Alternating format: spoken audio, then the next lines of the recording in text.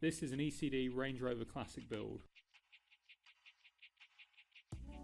This long wheelbase RRC is painted in a full gloss alpine white with a gloss black roof. Outside there are subtle details that bring it up to speed with the modern world, such as upgraded LED headlights, 18-inch calm wheels and the new ECD air ride suspension.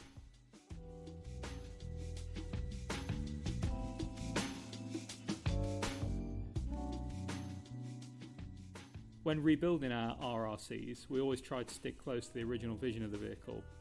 Our client on this occasion opted for a Torino red leather for the seating, something you'd more likely see on a 2019 Range Rover Sport.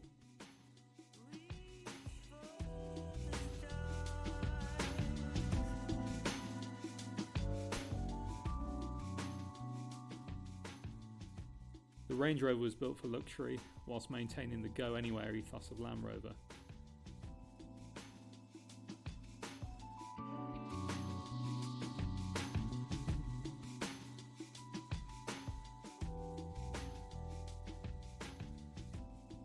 To match the loud interior, this RRC is powered with a 6.2 L96 motor, mated to a 6-speed automatic transmission.